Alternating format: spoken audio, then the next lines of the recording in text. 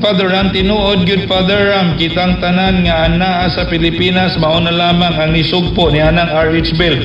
O ginaot paunta ang kitang tanan nga nakapaminaw og unsa kadautan sa RH Bill atong paningkamutan nga dili ta manungbaling kung unsa man ang ilang patalastas sa TV o sa ilang mga pulong nga hilo og nakadaot sa katawhan og dili lang ang RH Bill atong sugpuon kundi ang lain pang mga umaabot pang mga makadaot kanato ang tao nga dili ganahan nga mapaso sa kalayo ug matunok sa lansa nga taya ug tayaon man subay sa dalan nga layo sa dautan busa pagmatngon sa imong padulngan aron dili may ligro ang imong kinabuhi sa ngalan ni Jesus. Amen. From Brother Victor Domingo. Tinuod yun. Oo. Okay, atong dawato ng atong caller. Hello? Hello, mayong gabi, Father Ram, si Veritas sa Dipolog. Yes, Veritas sa Dipolog. Mayong gabi paambit palihog, Veritas. O sa dili pa ko mo paambit sa Father, nag-text ko sa Kuan Globe. Lahi naman na yung numero, no? Kuan mo makuan. Alay na ba? Sa Globe? Sige. Tagaan ikaw niya. Pagka mag-istorya nimo, sige. Ato i-air. Okay. Sige, go. Father, nag-invite kayo ko sa Kuan, sa live streaming po. Nagputang ko og link po sa ProLife group po diri sa internet. Nalipay kayo sila, nakadungog. Sa imong replay ganina. Dayon, magulbulan yung mga Tagalog. Sabot Bisaya atong imong comment. Pero okay na tayo. Kinapo yung mga Bisaya naghan.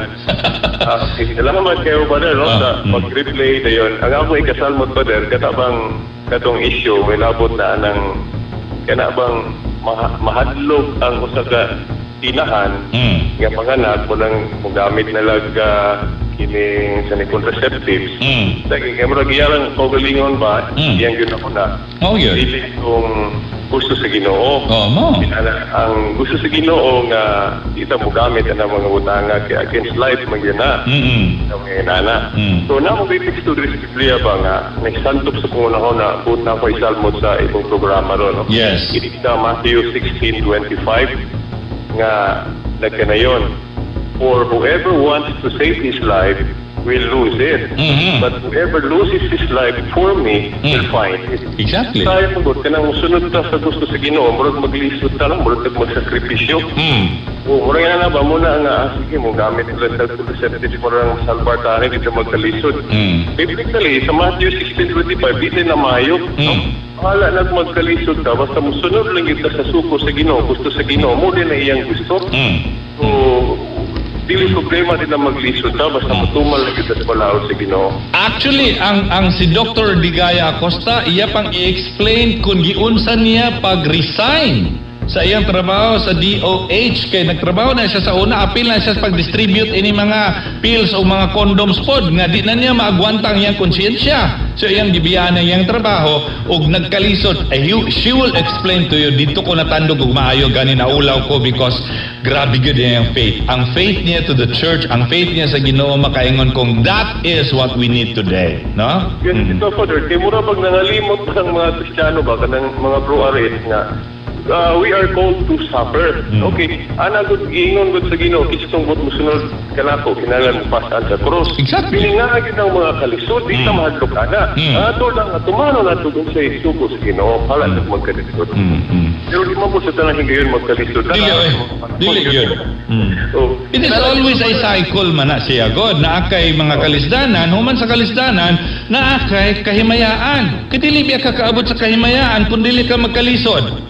Mobitaw nang wala, mobitaw nang si Kristo wala makatagamtam sa matuod nga sa kahimayaan hangtod wala siya moagi sa pagpasakit o pagpakamatay sa cross. Yun, sir. So, kanaka ako salmon po kay basig daghan pa kung salmon diya. Okay. Thank you very much, Veritas. Salamat. I do na pa ko'y mga 1 hour and 50 minutes anay nga sumpay.